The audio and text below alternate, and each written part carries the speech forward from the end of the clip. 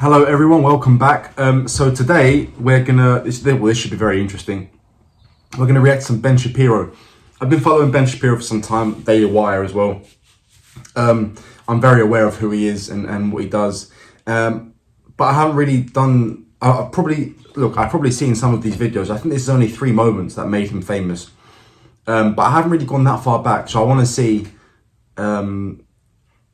see where his fame came from. I mean, let's be honest, we know why, because he speaks so well and he makes such good points. And the way he really puts his point across is fantastic. So today, we're going to see where it all came from, how it all started. I know he was a bit of a whiz kid. I know he started writing articles when he was 18, I think, and publishing them. So yeah, he's very, very intelligent. He's a Harvard law graduate. Let's see. So these are the 3 moments that made Ben Shapiro famous, and I'm very excited for this. So follow me on this one. Don't forget, guys, if you enjoy this kind of content, to like this video and subscribe to the channel. Also head over to Patreon if you want to see some more of my political views or my views on what's happening now in the United States. The link is just down below, and it's just $5 per month. So let's get to this video. Joining me now in the audience, Shagun Oduolowu, entertainment journalist, Zoe Tur, pilot and reporter who herself is transgender, and Ben Shapiro, senior editor, Breitbart News, author of Bullies. Ben, did she deserve this award? I've never read Bullies, actually. I've read Right Side of History, which was a fantastic book. You can see Ben Shapiro's intelligence in that book. You have to be almost be well read prior to reading Ben Shapiro's book to understand it. It's very interesting. He's almost too smart to appeal to even people like me. I'm a law grad myself. I struggled to follow some of it, but I had to read it twice. He's incredibly intelligent, and it shows. But his book's amazing. I've never read Bullies, though. What? For courageously coming forward, for having been an athlete of great prowess, and now fighting a new battle. What exactly is the battle? I mean, self-definition is what you do, and my baby's doing it 18 months old. I wasn't aware that you get a medal for it. To come out transgender is horribly difficult. It is the most difficult thing you can do. I've been overseas. I've flown helicopter missions, surveillance missions. I've been shot, stabbed. Being brave is being yourself. And all right, so this is actually something that I really struggle with. Sorry to pause it again, because I have a great respect for those who serve in the military. And I think it is the bravest thing anyone can do. I'm really struggling to understand how this person can, having been up to war, how this person can equate the two together, compare the two at all, to be honest with you. I would think that this person here would be anti that comparison, to be honest. Transgender is about the bravest thing you can do. Did she deserve the award? 65? Yes. Why are we mainstreaming delusion? It's not delusion. Why would you call it delusion? Because Bruce Caitlyn Jenner, I'll call him Caitlyn Jenner. No, it's her. You're not being polite to the pronouns. Because disrespect. Okay, forget about the disrespect. Facts don't care about your feelings. It turns out that every chromosome, every cell in Caitlyn Jenner's body is male, with the exception of some of his sperm cells. It turns out that his sperm cells are male. It turns out that he still has all of his male appendages. How he feels on the inside is irrelevant to the question of his biological status. I don't agree with that. I'm not on that train. I'm not on that train. She wants to be called she. I'm going to call her she. I just have a problem with the message and the messenger. So let's I'm going to do 2 things. I want to reiterate what Zoe said, which is the bifurcation of the courage to come forward after a lifetime as a male and a certain kind of a male, versus did she deserve this award? Listen, awards, what are award ceremonies except an opportunity to catch some eyes? Especially the So, yeah. ESPN, well done, ABC. They did exactly what their job was, to attract eyes. They did it. That's what award ceremonies are for. But in terms of the science behind gender dysphoria, you're very familiar with that. So Very familiar. It's not about the chromosome. Excuse me, the chromosomes within we our both know nuclei. Yeah, go ahead. chromosomes don't necessarily mean you're male or female. Gender. They do. I'm sorry, they do. And that's the thing he said about delusion is, I believe, is accurate. Gender identity. Go ahead. So, especially, but even so, you have a thing like Klinefelter's syndrome. So you don't know what you're talking about. You're not educated on Would you like genetics. to discuss the genetics? Or well, what no. are your genetics? So Oh, good question. the genetics and back to the brain scans. You cut that out now, or you'll go home in an ambulance. Yeah, that seems mildly inappropriate for a political discussion. I know. Well, wait, to be fair, but That's such a Ben Shapiro response. Can you believe that? Also, who goes home in an ambulance? You go to the hospital in an ambulance. Come on, mate. Wait, but to be fair, you're actually being rude. And that's not fair. I'm sorry, it's not rude to say that someone who's biologically a male is a male. You just Someone who's biologically male is a male. But Mr. Shapiro, you knew very well that saying that to Zoe would be egregiously insulting. It's not a matter of insulting or inflammatory. Yeah. It's a fact. Sir, you're right. On paper, what is a fact is a fact, and I can't deny that. But you knew that going in that to saying that to Zoe would be aggressively insulting. It's a matter of aggressively insulting. It is. The entire discussion is whether we are embracing mental illness and delusion as a society. That's the entire discussion. Ben Shapiro. That was brilliant. He's very smart. He put his point across really well.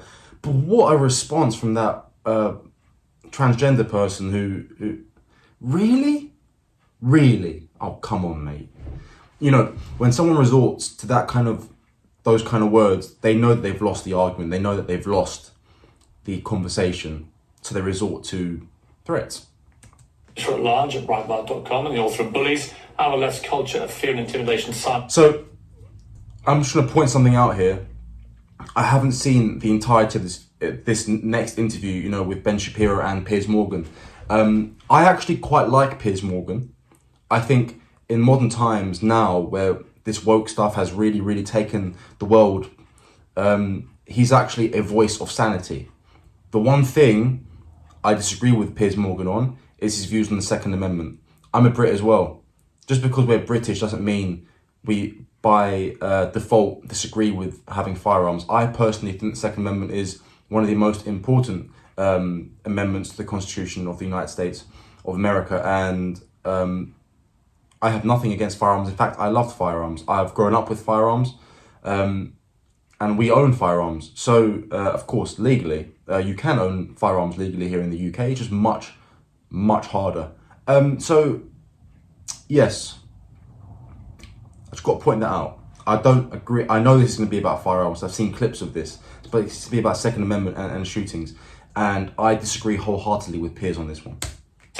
America. So why am I off the rails, Mr. Shapiro? Honestly, Piers, you've kind of been a bully on this issue because what you do, and I've seen it repeatedly on your show, I watch your show, and I've seen it repeatedly, what you tend to do is you tend to demonize people who differ from you politically by standing on the graves of the children of Sandy Hook, saying they don't seem to care enough about the dead kids. If they cared more about the dead kids, they would agree with you on policy. I think we can have a rational political conversation about balancing rights and risks and rewards of all of these different policies. But I don't think that what we need to do is demonize people on the other side as being unfeeling about what happened in Sandy Hook. How dare you accuse me of standing on the graves of the children that died there? How dare you? I've seen you do it repeatedly, Piers. Like I say, how dare you? I mean, you can keep saying that, but you've done it repeatedly. What you do, and I've seen you do it on the program, is you keep saying to folks that if they disagree with you politically, then somehow this is a violation of what happened in Sandy Hook. Yeah. And you've yet, I'd really like to hear your policy prescriptions for what we should do about guns. Because you say that you respect the Second Amendment, and you know, I brought this here for you so that you can read it. It's the Constitution.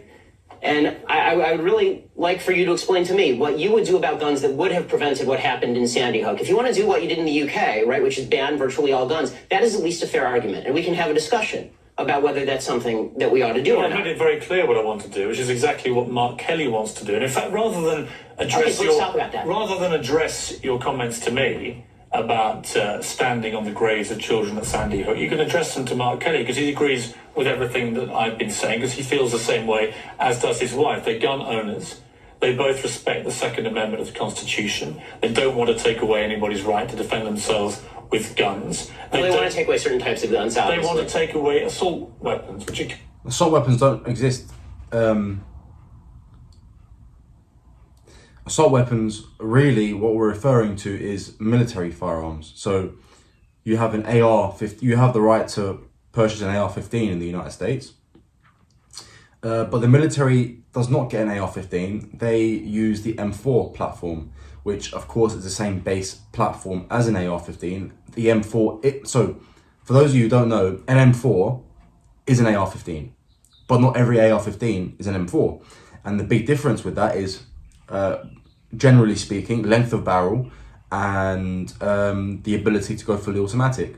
Your AR-15 that you buy at home as a civilian has two points on the selector switch, safe and fire, and that is a semi-automatic firearm. M4s have the capability of being fully automatic, so there are three there are three stages on the selector switch. You don't have assault weapons in the United States. I mean, you can with certain. I think if you have certain licenses, you can own fully automatic firearms. But an AR that they're trying to ban is not an assault weapon. With magazines like we saw at Aurora and Sandy Hook of unleashing a ridiculous amount of. Well, this is a question I want. And that's another thing that I just want to add. You know, they talk about magazine capacity. The whole point of the Second Amendment is right to bear arms, but essentially to protect yourself. Okay, against government tyranny, against crime, against violence, whatever it may be. What are you going to do with a 5-round magazine in an AR? Nothing. Or a 10-round magazine. You know, what tends to happen in situations where firearms are used for self-defense purposes is a lot of rounds go off in a very, very short time. If you have to reload every 10 rounds, okay, when a criminal is not going to be abiding by the same law, right? A criminal is going to come in with a 30-round magazine because he's bought it illegally from someone with a serial number scratched off. And you've got 10 rounds in your magazine. By the time he completes his 30 rounds, you would have to have reloaded twice. So, you know, if you're both getting off the same amount of shots, yeah, there's an argument there for accuracy, but it's not quite the same. Ask it, Pierce, because I've seen you talk about assault weapons a lot, and I've seen Mark Kelly talk about assault weapons. The vast majority of murders in this country that are committed with guns are not committed with assault weapons; they're committed with handguns. Okay. So, are you willing to ban handguns in this country across the country? No, that's not what I'm asking for. Why not? Let me ask you. Don't you care about the kids who are being killed in Chicago as much as the kids in Sandy Hook? Yes, I do. Then why don't you care about banning the handguns in Chicago? And that's the point. More deaths are caused by handguns. More murders are caused by handguns than by quote unquote assault weapons. So, with you. According to Pew Research, the net worth of white families in 2013 was $141,000. For black families, it was $11,000, even less than the $19,000 it was in 2007. According to economist Edward Wolf of the University of New York, excluding vehicles and other durables, the median black family worth is just $1,700. While 40% of black families have zero or negative wealth. White family worth, in terms of financial worth, is 69 times more than that of black families. Well, first of all, you have to really take into account the fact that the population of African Americans in the United States is actually only 13% of the total population, right? So you have a very small group to take from. So your average over the sort of white Americans is going to be vastly varied. You can't compare someone who lives in the backwoods of Mississippi to a white man who lives in a luxury apartment in New York. There are probably just as many poor white people as there are poor black people. Because there's more white people, it turns out at a lower percentage. So, anyway. Given this disparity, how can you argue that racism is not a driving factor in income inequality? Because it has nothing to do with race and everything to do with culture. And when you have a culture that doesn't... I mean, he says things that no one else wants to say. But explain to me why black kids aren't graduating high school. Explain that one to me. Explain to me why black kids are shooting each other in rates significantly higher than whites are shooting each other. Explain to me why 13% of the population is responsible for 50% of the murder. Explain to me That's true, why the number of black kids in prison, not for innocent reasons, not for walking down the street and getting pulled into a prison, is so high? Explain, if it has nothing to do with culture, explain to me why the single motherhood rate in the black community jumped from 20% to 70% in the same course of time that the civil rights movement has made such tremendous strides. Is America more racist now than it was? So the idea is to keep, how do I put this? So it's destroyed the nuclear family, because what is said is that if you are a single mother, it will subsidize basically your income. So it's really, there's no, that incentive to get married and have kids and create a stable family home was really destroyed by the civil rights movement, as far as I understand it. I need to do a bit more research on that though. 1960, and if it is, please explain to me how that happened. Damn, Ben. Damn. Yeah, there's a lot to be said about that. He's basically right on everything he said. It's very hard nowadays to really talk about these things because, you know, especially on YouTube. YouTube is a bit of a leftist platform, isn't it? If you say anything that they don't agree with, same as Facebook and not Twitter anymore, or it's called X now, isn't it? You know, you can get quote unquote cancelled or shut down, or your video, you know, it's very, very interesting because when I post YouTube shorts and I talk about issues like this, I get limited revenue from them. YouTube limits the revenue because of the content of the video about what I'm talking about, which I think is really, really wrong, because free speech is free speech. If 100 million people want to watch my video, why shouldn't I get paid the same amount as someone else who gets 100 million views on their video? I mean, I wish I had 100 million views. You know what I mean? So it's all about, you know, they're using money to sort of shut down political argument and debate, and I won't let that happen to me. So whether this video is monetized or it's not, it's going to get posted anyway. So I hope you guys enjoyed this.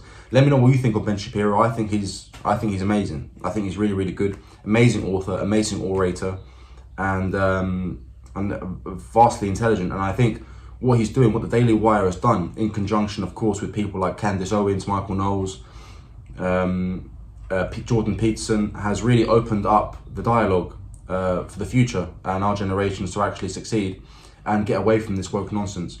So thank you guys. I hope you had a good day. I hope you're having a good day. I hope you enjoyed this video. Don't forget to like and subscribe. Every like, every subscription really, really helps. You know, if you subscribe, hit the notification bell so you don't miss out on any new videos.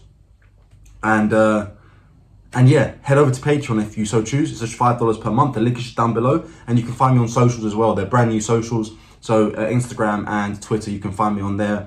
And feel free to private message me wherever it may be, and we can have a conversation. Have a great day, guys, and I'll see you on the next one.